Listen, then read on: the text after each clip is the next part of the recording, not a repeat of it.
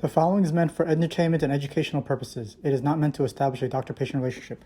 Please consult your mental health provider for your mental health needs.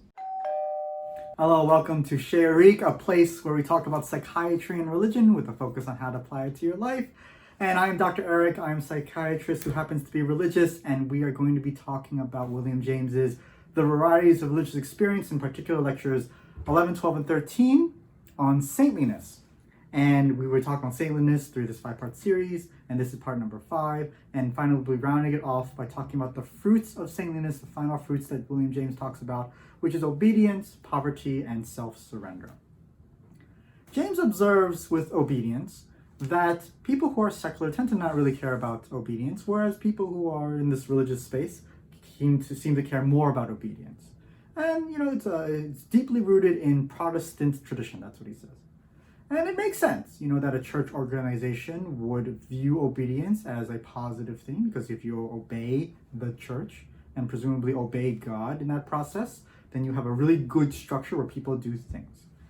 And obedience also allows for more self-surrender, and you throw yourself to this higher power. So you can see that, it's a fairly, has a lot of utility to it. Catholic writers talk about this in many forms, right? And he talks about, obedience is giving will to God. But what's interesting is that William James points out that when you look at the theologians' texts about commending obedience, it sounds rather odd.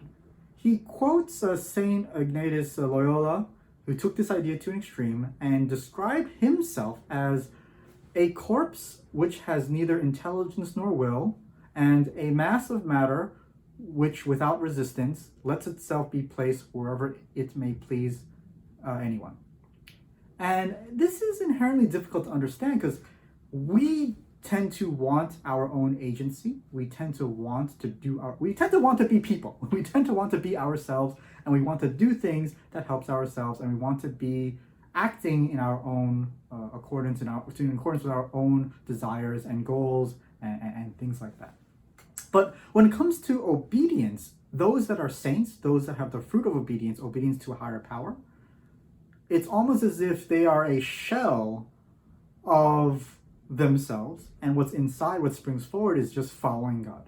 And it just sounds really odd. It's like they're an empty puppet, and it sounds kind of creepy if you phrase it, incorrectly. It sounds like, oh, I'm gonna have an alien species, take me over, and I'll just do everything an alien species does for me.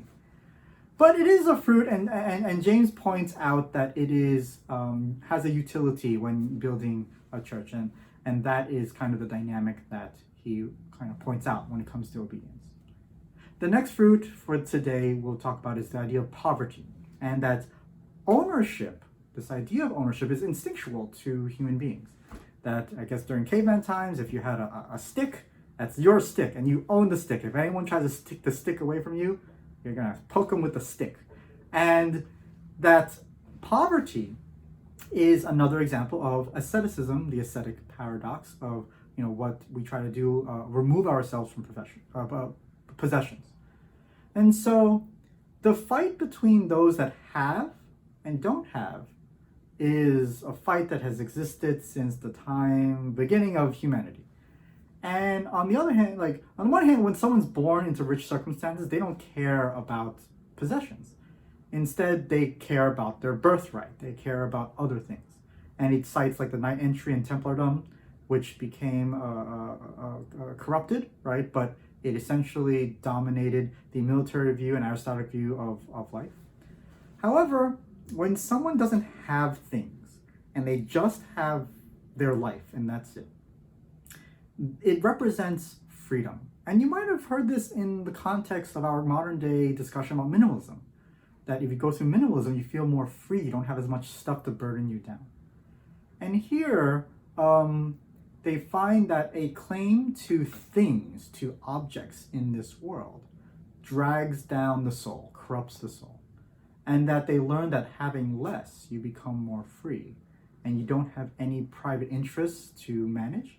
And you can follow the ideal as fast as possible without anything holding you back.